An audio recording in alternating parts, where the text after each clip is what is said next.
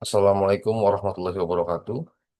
Selamat pagi, selamat siang, selamat sore, dan selamat malam. Perkenalkan, nama saya Tugu Yuwono. Saya merupakan mahasiswa dari Universitas Cyber Asia dan saya eh, dengan prodi eh, Teknik Informatika. Hari ini saya akan mempresentasikan makalah tentang sistem multimedia dalam pembelajaran, yaitu transformasi pendidikan di era digital.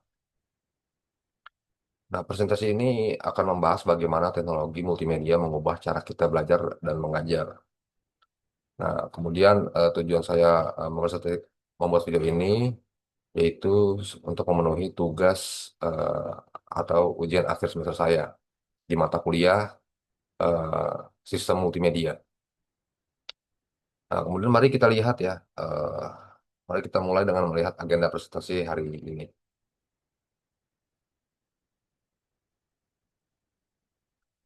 Nah, baik, presentasi ini terbagi menjadi 6 bagian utama. Pertama, kita akan membahas latar belakang dan konteks pendidikan di Indonesia. Kemudian konsep dasar sistem multimedia. Kemudian dilanjutkan dengan jenis dan karakteristik multimedia pembelajaran.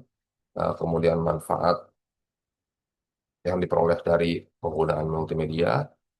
Kemudian selanjutnya tantangan implementasi beserta solusinya. Dan diakhiri dengan kesimpulan dan rekomendasi. Baik, mari kita mulai dengan latar belakang. Nah, Indonesia memiliki populasi lebih dari 270 juta jiwa, nah menjadikan pendidikan sebagai tantangan besar sekaligus peluang. Generasi siswa saat ini adalah generasi digital yang tumbuh dengan teknologi.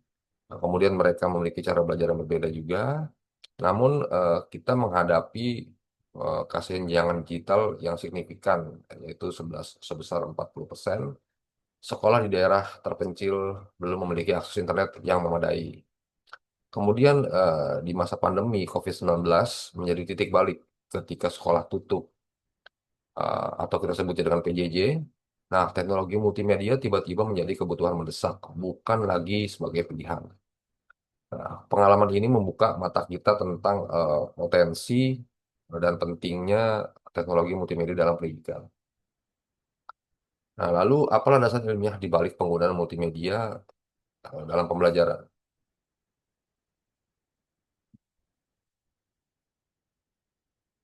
Eh, di sini Richard Mayer mengembangkan teori kognitif pembelajaran multimedia yang menjelaskan mengapa multimedia begitu efektif. Nah, kemudian otak manusia memiliki dua saluran pemrosesan informasi, yaitu yang pertama adalah saluran visual dan yang kedua saluran verbal ya. Nah, untuk saluran visual ini itu untuk memproses gambar, video, animasi, dan diagram. Kemudian untuk saluran verbal yaitu eh, memproses teks, audio, kemudian narasi dan kata-kata. Nah, ketika kita hanya menggunakan satu saluran, kita hanya menggunakan setengah dari kapasitas otak. Nah, namun ketika kedua saluran digunakan bersama-sama melalui multimedia, pembelajaran menjadi jauh lebih efektif dan bermakna. Nah, ini seperti menggunakan dua jalur tol sekaligus ya, bukan hanya satu. Nah, dengan memahami teori ini, sekarang mari kita lihat apa sebenarnya yang dimaksud dengan sistem multimedia. Nah, menurut Tay Vaughan di tahun 2011, multimedia adalah kombinasi dari teks, grafik, suara, animasi, dan video yang disampaikan melalui komputer atau perangkat elektronik. Nah, kemudian juga multimedia juga dapat dibagi menjadi dua jenis berdasarkan interaktivitasnya, yaitu ada multimedia pasif dan multimedia interaktif ya. Nah, untuk multimedia pasif yaitu pengguna hanya menerima informasi tanpa memberikan respon. Contohnya seperti menonton video, pembelajaran atau presentasi. Nah, kemudian yang satu lagi yaitu multimedia interaktif ya. Pengguna berpartisipasi aktif, memberikan masukan dan menerima umpan balik seperti simulasi virtual atau game edukatif. Nah, Untuk penelitian menunjukkan multimedia interaktif jauh lebih efektif karena melibatkan siswa secara aktif. Nah, kemudian multimedia terdiri dari 6 komponen utama yang bekerja bersama ya. Nah, untuk yang pertama itu teks ya. Nah, ini teks adalah informasi verbal yang jelas dan ringkas untuk menyampaikan konsep dasar. Kemudian yang kedua itu ada grafik dan gambar, yaitu visualisasi konsep melalui foto, diagram, atau ilustrasi. Nah, penelitian penelitian menunjukkan siswa mengingat 60% informasi dengan gambar eh, versus hanya 10% dari teks saja gitu kan. Nah, kemudian yang ketiga yaitu ada audio ya. Nah, audio itu adalah seperti narasi, musik latar, dan efek suara untuk memberikan penjelasan verbal dan menciptakan suasana. Nah, kemudian yang keempat di sini ada video, yaitu mendemonstrasikan eh, prosedur dan menampilkan situasi nyata. Durasi optimal adalah 6 sampai dengan 9 menit. Kemudian yang kelima di sini ada animasi ya. Nah, di sini animasi menjelaskan proses kompleks dan konsep abstrak ya. Nah, di sini sangat berguna untuk menjelaskan yang tadi saya sebutkan proses kompleks seperti fotosintesis atau pergerakan elektron. Nah, kemudian yang terakhir yaitu ada interaktivitas, pembelajaran aktif melalui navigasi dan simulasi, dan ini komponen kunci yang membedakan multimedia modern. Nah, komponen-komponen ini terbukti sangat efektif ya. Nah, kemudian mari kita lihat data penelitiannya ya. Nah, di sini untuk dari data penelitiannya eh, yang disampaikan eh, penelitian secara empiris menunjukkan efektivitas multimedia yang mengesankan ya. 65% informasi diingat ketika disertai gambar yang relevan. Nah, kemudian kita bandingkan dengan 10% informasi yang diingat hanya dari teks saja ya. Nah, dan yang paling mengesankan yaitu sebesar 70% dari tingkat retensi dengan pembelajaran interaktif.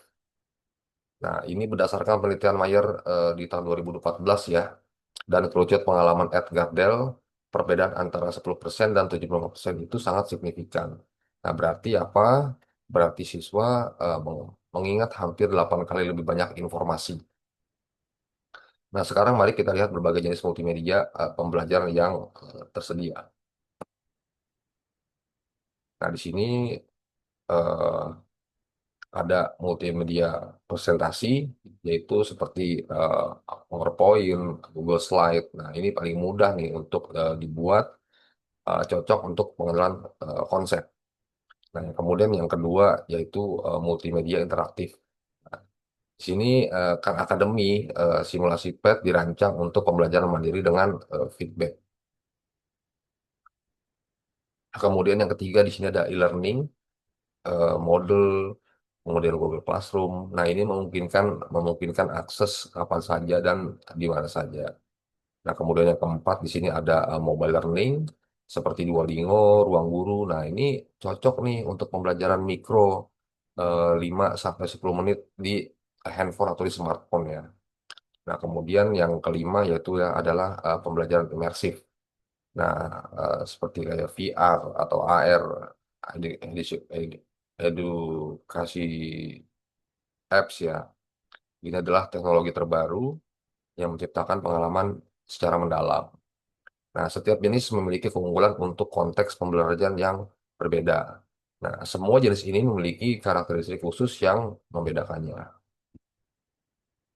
Nah, kemudian eh, 5 karakteristik ya yang membedakan multimedia dari media tradisional. Yang pertama yaitu ada integrasi multisensori, yaitu untuk merangsang berbagai indera sekaligus membuat koneksi neural di otak menjadi lebih kuat.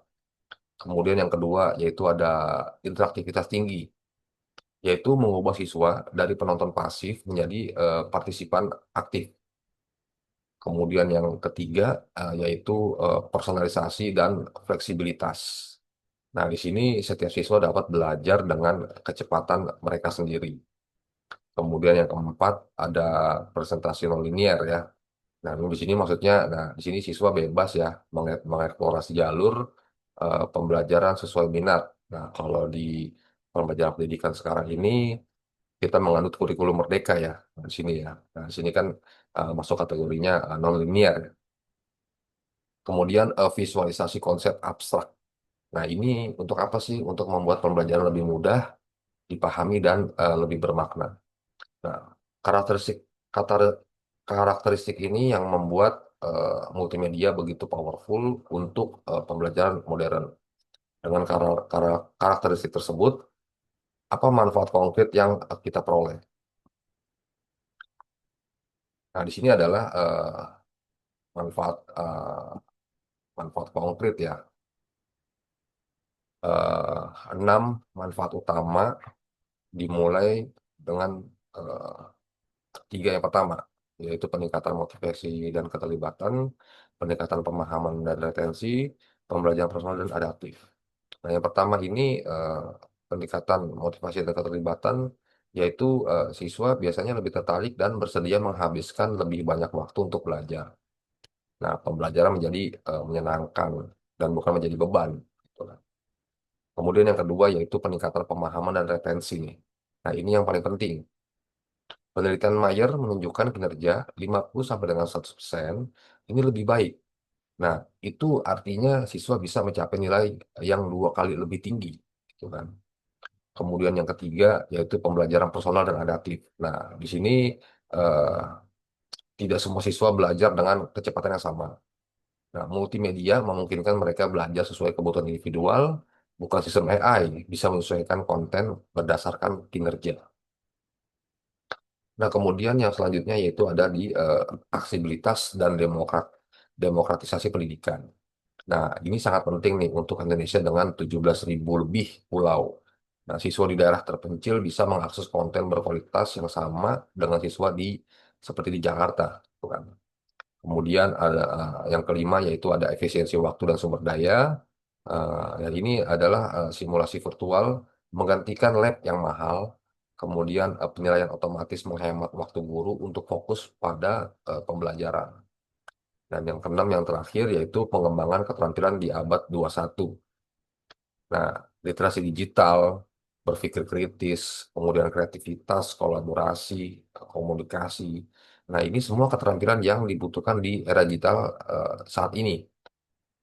Nah, tentu ada implementasinya nih. Implementasinya memerlukan pendekatan secara sistematis. Nah, di sini ada 7 tahapan implementasi ya. Nah, yang pertama di sini ada penilaian kebutuhan, yaitu memahami karakteristik siswa dan sumber daya yang tersedia. Kemudian ada desain instruksional, yaitu ikuti prinsip pembelajaran multimedia berbasis bukti. Kemudian yang ketiga ada pengembangan dan produksi, yaitu menggunakan alat yang sesuai dengan tingkat keahliannya ya masing-masing siswa. Kemudian yang keempat adalah uji coba dan revisi. Nah, tes dengan kelompok kecil sebelum penerapan yang lebih luas. Nah, kemudian yang kelima yaitu ada pelatihan guru ya. Nah, ini krusial nih.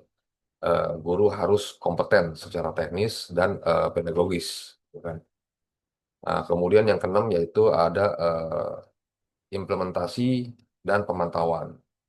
Nah, di sini yaitu untuk melakukan penyesuaian berkelanjutan. Nah, kemudian yang terakhir yang ketujuh yaitu adalah evaluasi. Nah, di sini kita mengukur efektivitas dan melakukan perbaikan. Nah, di 7 tahap ini eh, tidak boleh skip ya tahapan manapun. Semua penting untuk kesuksesan. Namun tentu ada tantangan yang harus kita hadapi. Nah, di sini tantangan implementasi ya. Nah, di sini ada 6 tantangan utama beserta solusinya.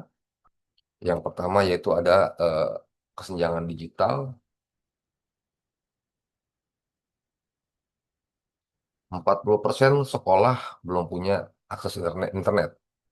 Nah, di sini adalah solusinya adalah investasi, infrastruktur, konten offline, eh, optima- optimalisasi bandwidth rendah. Kemudian yang tantangan yang kedua yaitu kompetensi guru nih. Nah, di sini banyak guru merasa tidak percaya diri, gitu kan.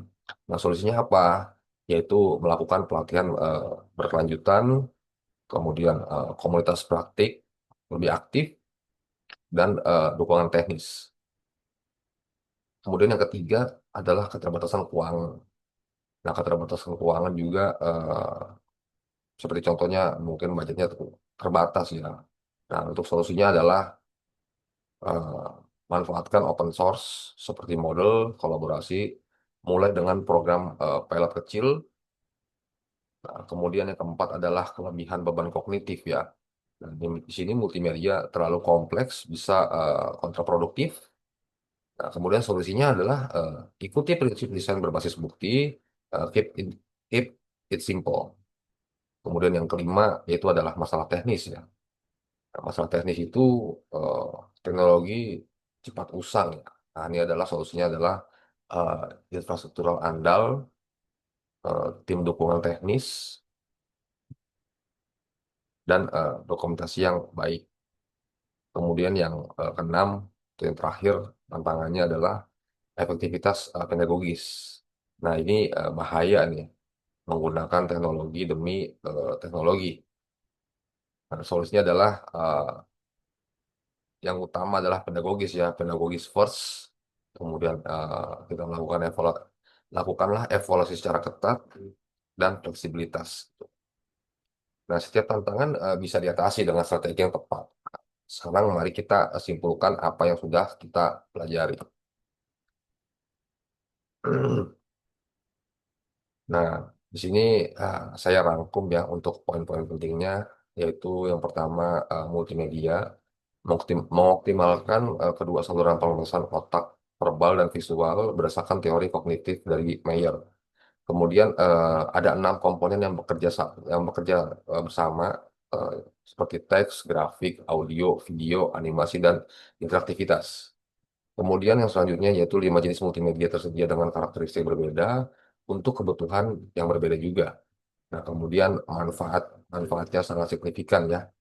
Yang manfaat yang tadi saya sudah jelaskan di slide sebelumnya, yaitu motivasi naik 40%, pemahaman naik 35%, dan retensi bahkan naik 75%. Nah, kemudian di sini implementasi memerlukan pendekatan sistematis 7 tahapan dan tidak ada jalan pintas di sini. Nah, kemudian yang terakhir adalah tantangan.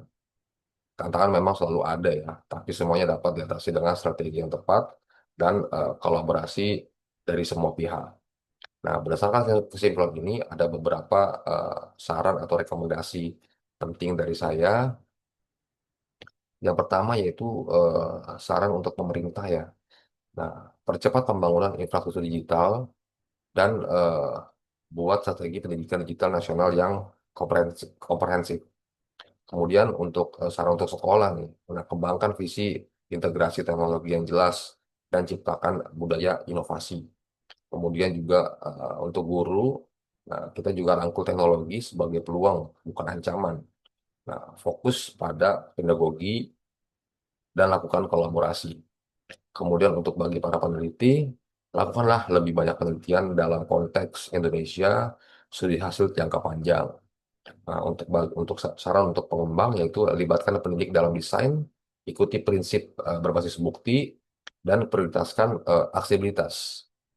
Nah, kemudian yang terakhir yaitu nggak kalah pentingnya, kita juga menyarankan kepada orang tua, dukung penggunaan teknologi yang tepat, terlibat aktif, jaga keseimbangan waktu layar untuk anak-anaknya. Nah, transformasi ini butuh komitmen semua pihak. Dan dengan ini saya akan menutup presentasi saya. Terima kasih atas perhatiannya. Transformasi pendidikan melalui multimedia adalah perjalanan berkelanjutan yang memerlukan komitmen dari semua pihak. Nah, dengan kolaborasi yang baik dan pendekatan sistematis, kita bisa menciptakan pendidikan Indonesia yang lebih baik, lebih menarik, dan lebih setara untuk semua siswa. Ya, mungkin sekian dari saya. Kurang lebihnya saya mohon maaf. Wabillahi wal hidayah. Wassalamualaikum warahmatullahi wabarakatuh.